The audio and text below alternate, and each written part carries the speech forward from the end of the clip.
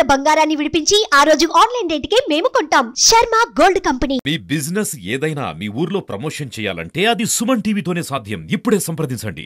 Mangalagiri Suman TV ప్రేక్షకులందరికీ శ్రీరామ నవమి శుభాకాంక్షలు. శ్రీరామ నవమి రోజున చాలా మంది భక్తులు అధిక సంఖ్యలో కోదండరాముని దర్శించుకోవడానికి దేవాలయాలకు విచ్చేస్తుంటారు. శ్రీరామనవమి రోజున దేవాలయాల్లో ప్రత్యేకమైన పూజలు ఏమేమి జరుగుతాయి, సో అదే విధంగా అసలు దేవాలయంలో కళ్యాణం జరిగేటప్పుడు ఎందుకు అధిక సంఖ్యలో దంపతులు ఇద్దరు కలిసి ఎందుకు వీక్షిస్తారు, ఇలా అనేక సందేహాలని ఈ రోజు శ్రీరామనవమి సందర్భంగా సుమన్ టీవీ నివృత్తి చేస్తుంది. పదండి చూద్దాం. అసలు శ్రీరామ యొక్క విస్తృతి గురించి, భక్తులు అధిక సంఖ్యలో ఆ కోదండరాముని ఎలా దర్శించుకుంటున్నారనే విషయాల గురించి తెలుసుకుందాం. పదండి.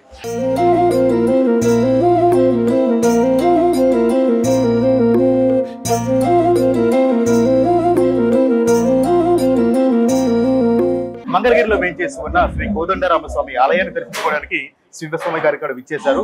ఇప్పుడు మనం శ్రీరామనవమి యొక్క విస్తృతి గురించి సింహస్వామి గారిని అడిగి తెలుసుకుందాం. గురుగారు నమస్కారం అండి. నమస్కారం అండి. మంగళగిరిలో వేయించేస్తున్న శ్రీ కోదండరామాన్ని దర్శించుకోవడానికి విచ్చేశారు కదా, అప్పుడు ఈ ఆలయం యొక్క విస్తృతి గురించి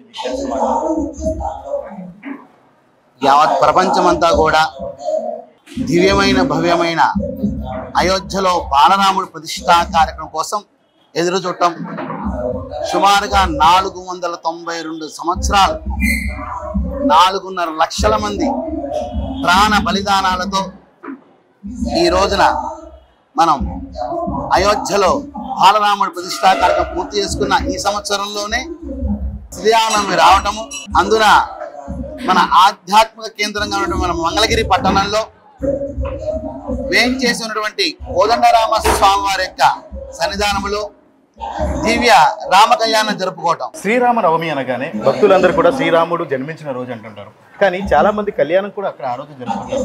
దానికి గల కారణాన్ని మీ మాటలు వివరిస్తారా? మనకోటి ఆశ్చర్యం వేస్తుందండి.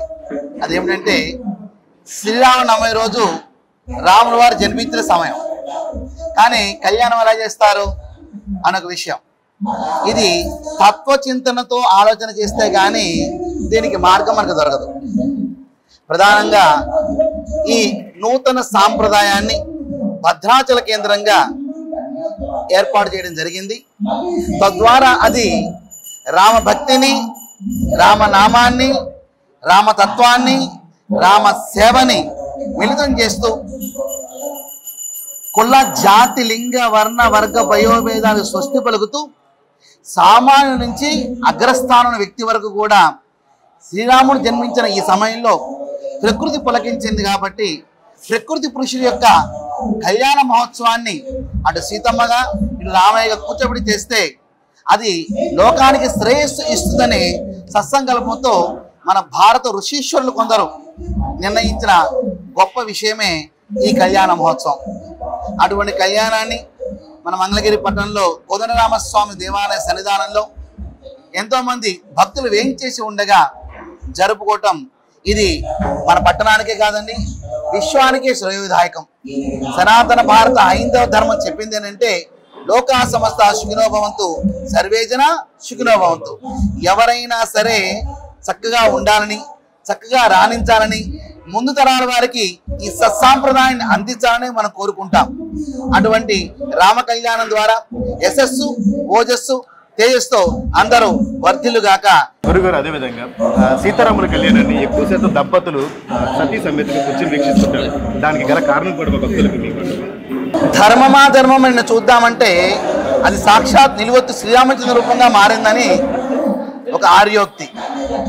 అనగా ధర్మస్వరూపమైన శ్రీరామచంద్రుడు అటు శబరికి అనుగ్రహాన్ని ఇవ్వటం కానివ్వండి, గుహుణ్ణి ఆలింగనం చేసుకోవటం కానివ్వండి, విభీషణుడికి అధికారాన్ని అందచేయడం కానివ్వండి, వారణ సైన్యాన్ని అక్కున చేర్చుకోవడం కానివ్వండి, రాముడి యొక్క జీవన విధానం అంతా కూడా ధర్మంతో కూడి ఉన్నది. వివాహ సమయంలో ధర్మపత్నిని నేను స్వీకరిస్తున్నాను, నీకు సంరక్షణ ఇస్తాను అంటూ ఎప్పుడైతే కళ్యాణం జరుపుకుంటామో అటువంటి ధర్మస్థితిని మరింతగా మెరుగుపరుచుకోవడానికి, మరింతగా రాణించుకోవడానికి, మరింతగా పరమాత్మకి సర్వశరణాలు చేసుకోవడానికి రామ కళ్యాణము మూలమవుతుంది అనే విషయాన్ని గ్రహించిన మన గృహస్థులందరూ కూడా సీతారామ కళ్యాణ మహోత్సవానికి విరివిరిగా పాల్గొంటూ ఉంటారు. వేసవి తాపాన్ని నుంచి సంరక్షణ చేసుకోవడానికి చక్కటి పానకాన్ని స్వీకరిస్తూ ఉంటారు. నాలో ఉన్న యశో సంపదను పెంచుకోవడానికి వడపప్పుని స్వీకరిస్తూ ఉంటారు.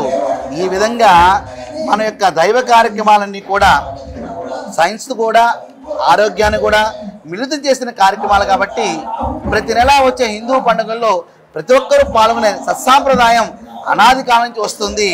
ఈ రామ కళ్యాణం ద్వారా తమ కుటుంబంలో ఆనందాన్ని వెల్లివిరిసేట్టుగా ఆ సామూహికంగా చేసే ఆ పాజిటివ్ వైబ్రేషన్ శక్తి ఏది ఉందో అది తాము స్వీకరించడమే కాకుండా తమ కుటుంబం వరకు కూడా తీసుకుని వెళ్ళే విధంగా రామ కళ్యాణం మూలంగా మారుతుందని చెప్పేసి అందరి విశ్వాసం. చూశారు కదండి శివస్వామి గారి మాటల్లో ఈ రోజు శ్రీరామనవమి మీకు విశేషత గురించి తెలుసుకున్నాం. అదేవిధంగా మంగళగిరి వాసులందరూ కూడా తమ ఆశీస్సులు అందించడానికి శివస్వామి గారు ఇక్కడ విచ్చేయడం మనందరికీ ఎంతో గర్వకారణం అని చెప్పొచ్చు. మరొకసారి శివస్వామి గారికి అందరూ కూడా జై శ్రీరామ్.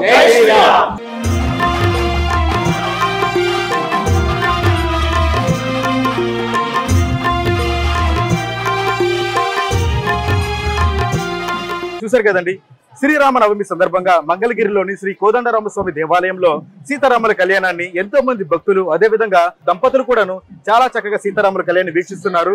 సో అదేవిధంగా రాముడి జననం రోజునే రాముడి కళ్యాణం కూడా ఎందుకు జరుపుకుంటున్నటువంటి సందేహాన్ని కూడా ఈ రోజు మనం సుమన్ టీవీ అందిస్తున్న ప్రత్యేక కథనం ద్వారా నివృత్తి చేసుకున్నాం కదండి. సో ఇది సుమన్ టీవీ అందిస్తున్న ప్రత్యేక కథనం.